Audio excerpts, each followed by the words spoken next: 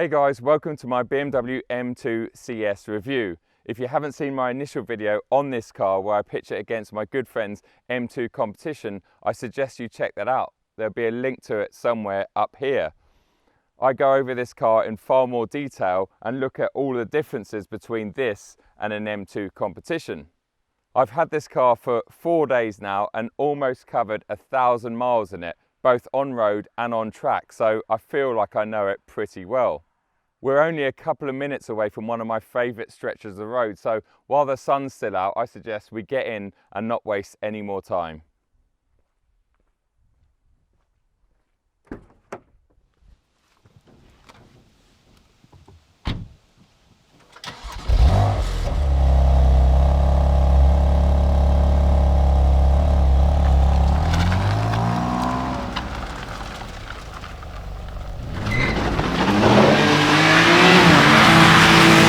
What's it been like to live with? Well, ironically, it's actually been a better daily than my M2 competition. Much of that's got to do with the fact that this has a DCT box. Yes, it's maybe taken away some of the drivability and engagement with this car, but it has made long journeys like the one I did up to Wales the other day so much easier. That's before you talk about how much more efficient it is with a DCT. That 7th cog is just so much higher, and it just allows you to sit at such a lower and more relaxed RPM on the motorway.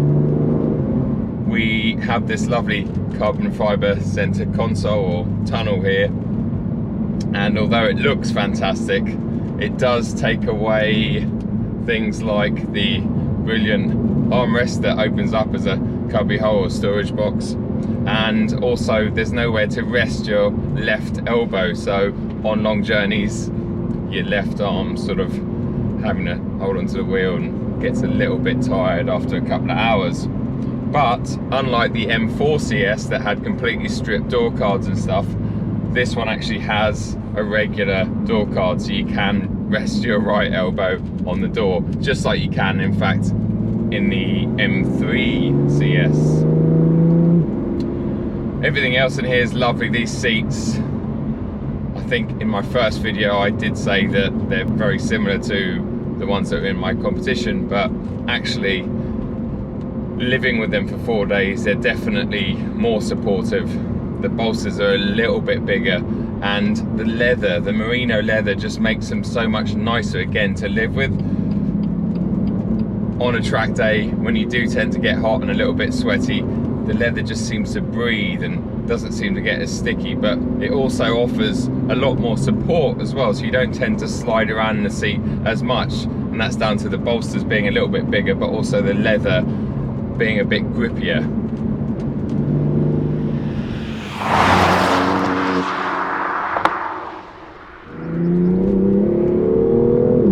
Something else we have to talk about is the actual ride comfort. This is the first M2 to come out of the factory with adaptive suspension. This has got the adaptive M suspension, so it's a 3-way adjustable setup. You can have it in Comfort, Sport or Sport Plus. And in Comfort, which I'm in at the moment, it is just brilliant. On a British A or B road, it's fantastic. And I have to say, I think this is one of the best rides in any 2, 3 or 4 series, and I'm talking non-M cars. It's just so lovely and smooth and pliant, and that continues the harder you push it. It just feels great. It does somewhat take away from some of the experience of my M2 competition, which definitely feels a lot stiffer and maybe arguably more exciting sometimes, but that's just because the car's moving around a lot on the road, skidding through corners a little bit, whereas this is just so planted and very similar to what I remember the M3 and M4 CS feeling like. It's just such a well-resolved car. Probably has a lot to do with the lighter unsprung weight, the wheels and these carbon ceramic brakes, but it just really does feel fantastic, and it smooths and irons out roads that you just never realised were so smooth or could be so smooth.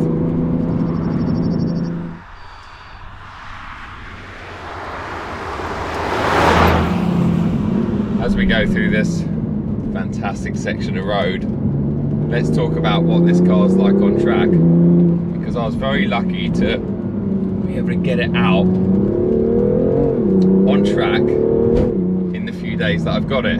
That's very unusual with any press car, in fact, and I have to thank Adrian Flux Insurance for making sure I was insured out on track. They look after me in my normal M2 competition on the road for social, domestic and pleasure, but they also sponsor me and look after me when I've got press cars on track. So massive shout out and thanks to them. There's a link in the description. On track, it is impressive. I wouldn't say it's as impressive as I thought it was going to be. I think my expectations for this car were up here, and realistically, you know, it's not night and day different to an M2 competition. And as it turns out, it's about a second quicker around Landau, which is only a 45-46 second track. So that's an impressive amount of time, but how much of that is down to the fact this has got Michelin Pilot Sport Cup 2s as opposed to the Super Sports on the normal M2 competition.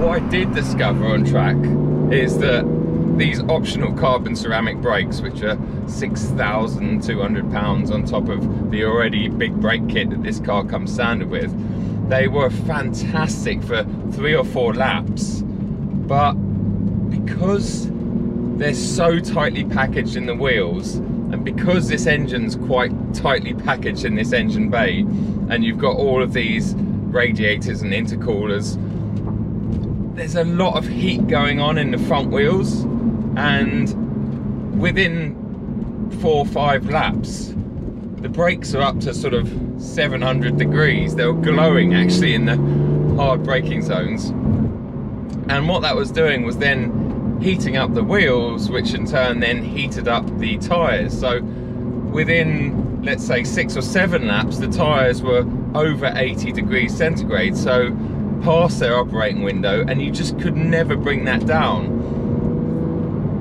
If the brakes weren't as mighty and as powerful and actually had a bit of clearance between them and the wheel, then air circulation would get in there and cool them a little bit better. Just enjoy this little bit.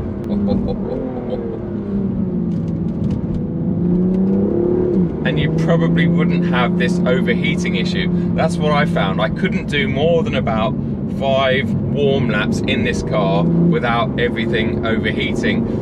I jumped into Rollini's M2 competition and I managed to squeeze out an extra 2 or 3 laps before I was seeing the same sort of temperatures. And I really think that that's just down to the fact that, number one, this has got stickier rubber, so it's just that extra load that you're building up under braking and into corners and stuff. But number two, these brakes, although they're mighty, and I mean mighty on the road, they're just like, oh my god, they are just mighty.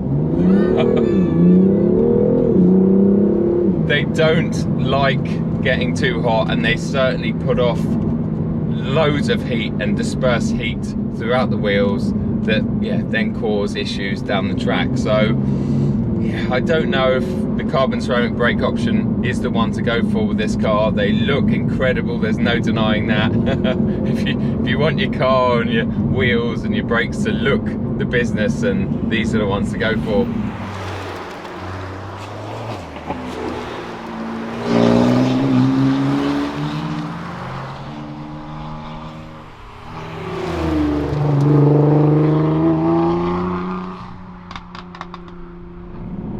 £22,000 premium on this car does make sense if you can afford it. And what I mean by that is, if you're actually buying one of these outright, then it's not a massive price difference for when you consider what you're actually getting as standard.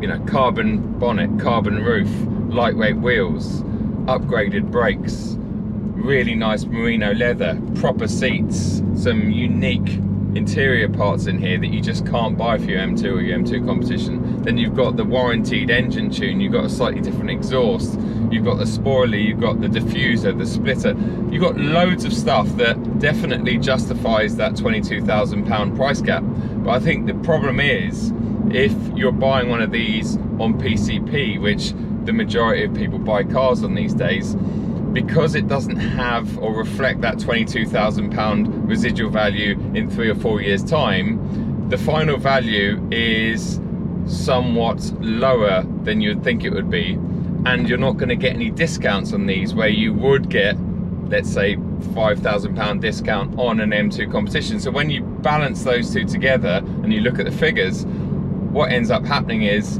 your M2 competition that you've got a quote for is £600 a month. This one is more like £1,000 a month, and that's a massive price difference or monthly payment difference for someone who is hoping to spend around the 600 mark. So when you look at it on finance, these are a lot more money.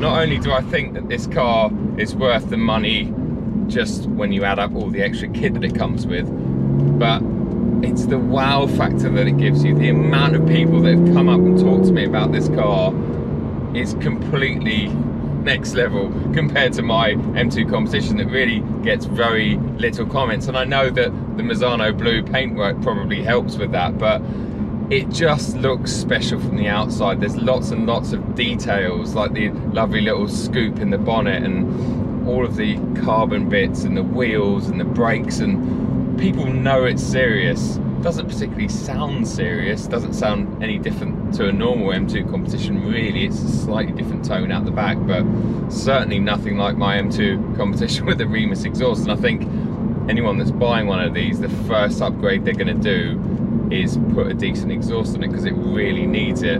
But yeah, the wow factor alone really makes this car special.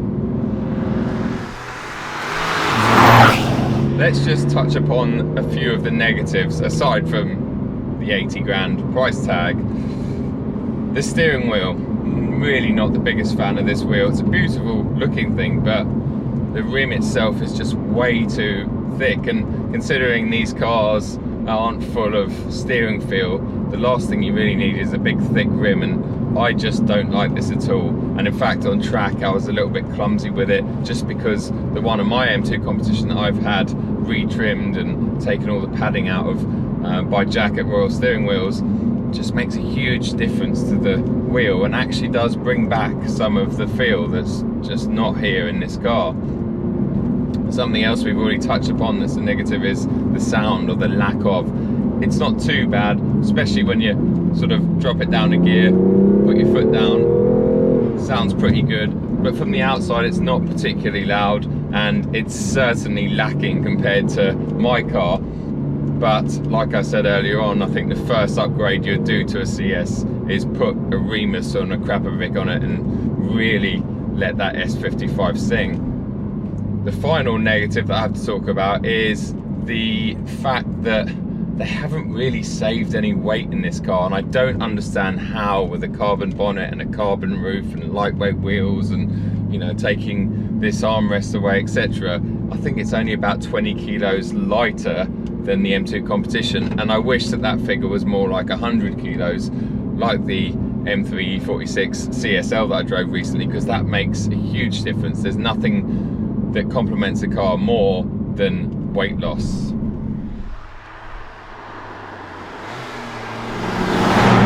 Before we get to the verdict, let's just finish with what makes this car so good.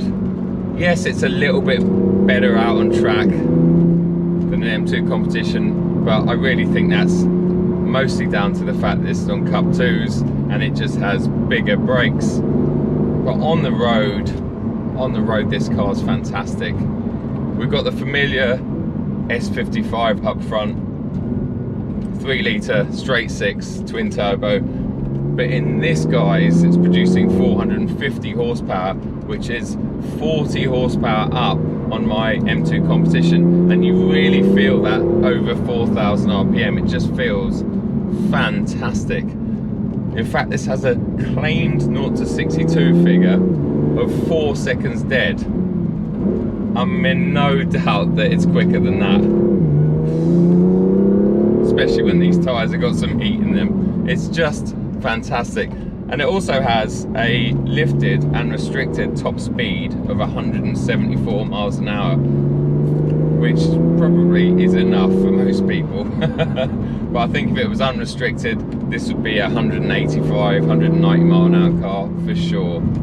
Just feels fantastic. The suspension, the adaptive suspension, is the biggest highlight of this car for me, aside from its looks. It just feels like a totally different setup, and it deals with roads like these so well. Really does. It just feels fantastic, so planted. Not much steering feel, but the car really talks to you.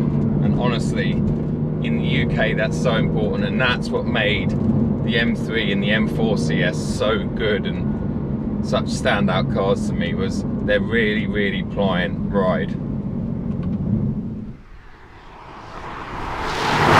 My verdict: do I like the M2 CS?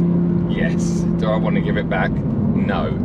Would I buy one? If I had the money, yes. People keep asking me if I'm going to buy one. I don't have the money. My business is going down the drain because of COVID-19, and I'm struggling to afford to keep my M2 competition. So if I had the cash, I would absolutely love one, but then I'd probably have an M3 CS. So is this any better than M3 CS?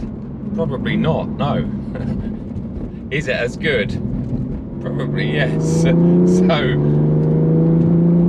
it's really down to your own taste, and I think a lot of people are going to compare this to the Cayman GT4, which I've not been fortunate enough to drive yet.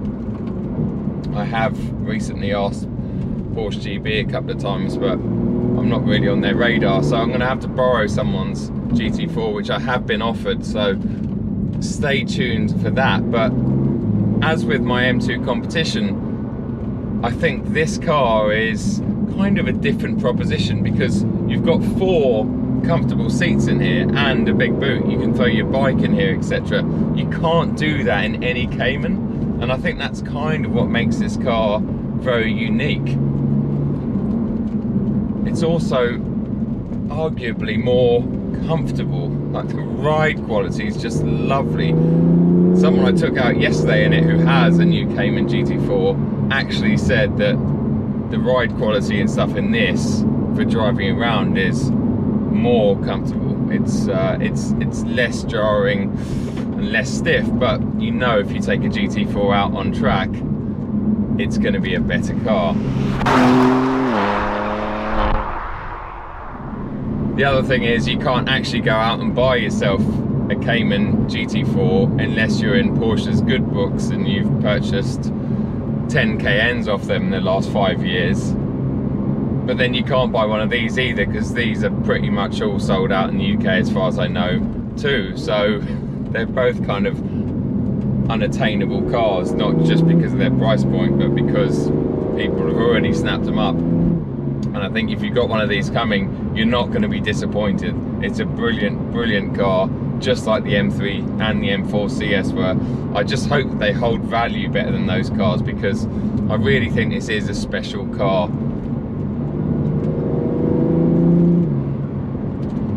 Thanks a lot for watching, guys. Please remember to give us a thumbs up if you enjoyed this, and subscribe for more content to come. I'll see you at the next video.